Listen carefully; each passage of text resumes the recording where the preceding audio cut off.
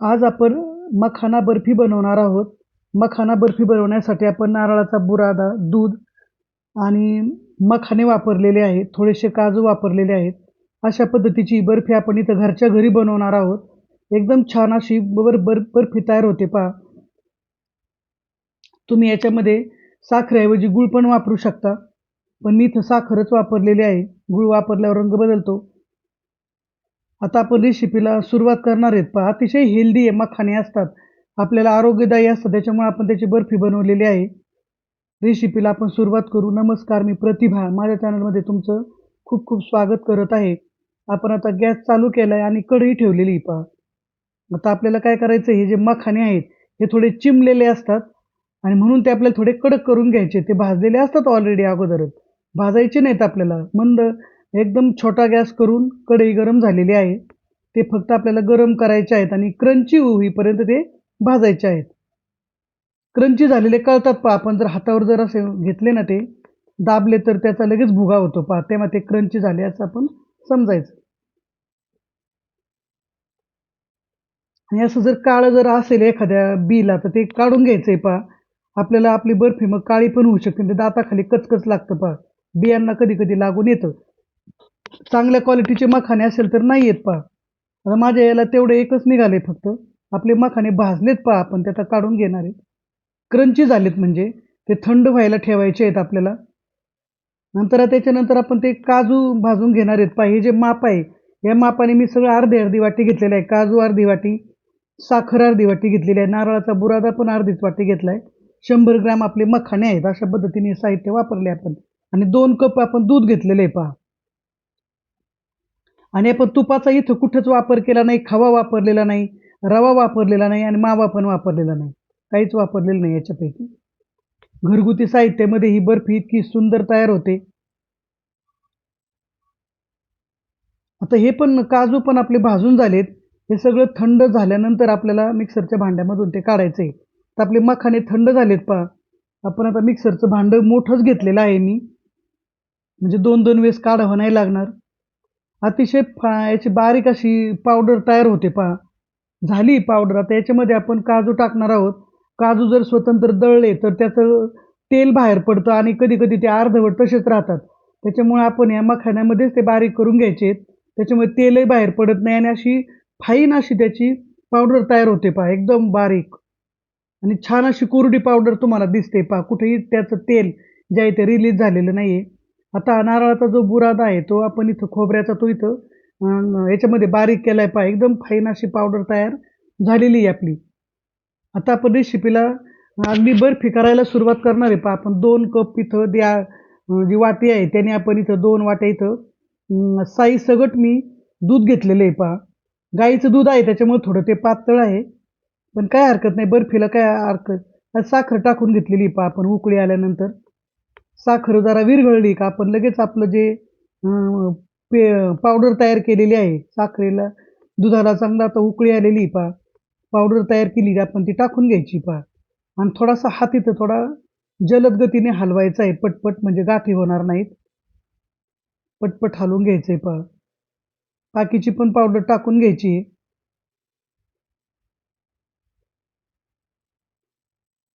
गाठी नाहीच होत त्याच्या तयार. आपण जर पटपट हलवलं तर काहीच होत नाही. छान होती तयार. दुसरी पण पावडर टाकून घेतली आपण सगळी आता.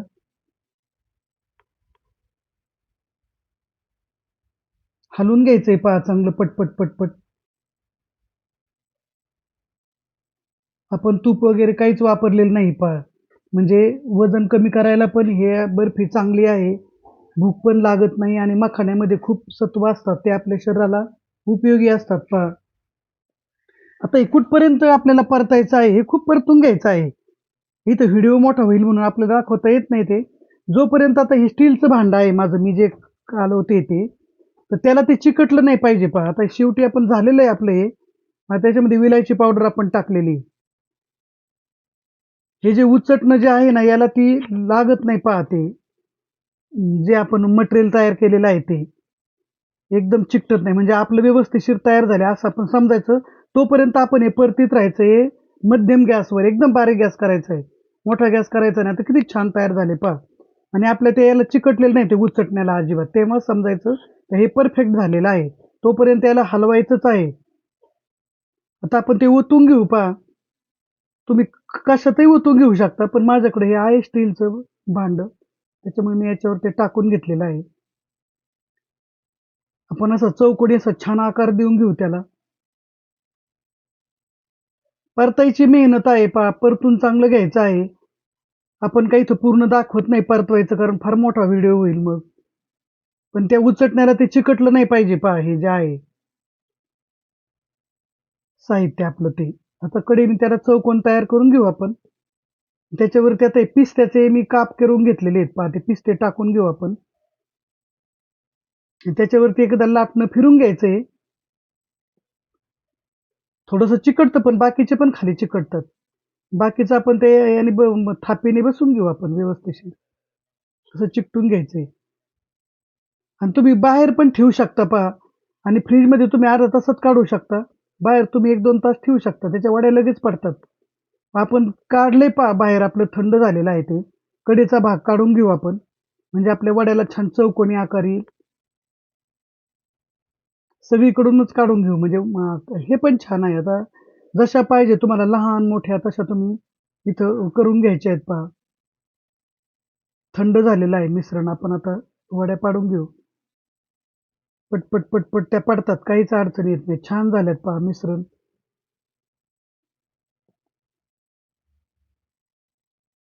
अशा ह्या हेल्दी वड्या नक्की बर्फी नक्की एकदा करून बघा. वाटणारच नाही तुम्ही घरी केली आहे म्हणून. पाहुण्यांना जर दिली तर ते म्हणतील विकतच आणलेली आहे. इतकी छान मऊसूद अशी बर्फी तयार होते पहा. आरोग्याला पण चांगली आहे. चौकोनी आपण बर्फीसारखे आपण इथं तुकडे करून घेतलेले आहेत पहा त्याचे.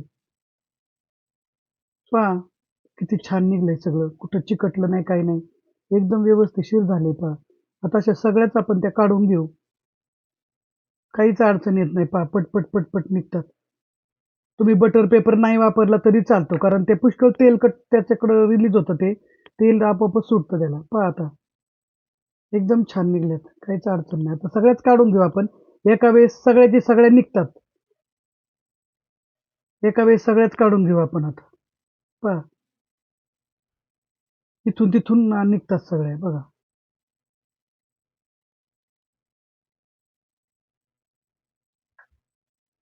सगळ्या निघल्यात पहा. आजचा व्हिडिओ तुम्हाला कसा वाटला मला ते कमेंट करून सांगा.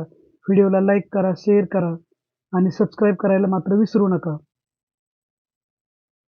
सगळ्या आपल्या बर्फी छान निघालेली पहा एकदम. कलर पण छान आलाय. आता मी तुम्हाला एक अशी मोडून दाखवते किती छान झाली आतून पण एकदम सॉफ्ट.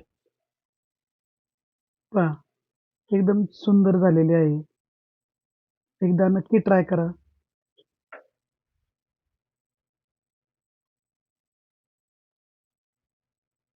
आपण त्याच्यावर थोडी केशर पण टाकलेलं आहे. पहा आता हे किती मऊ झालेली आहे बघा.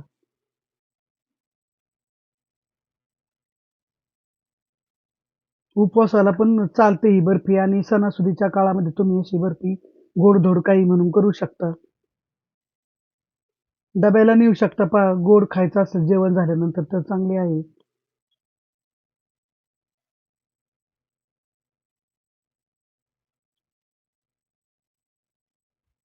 धन्यवाद.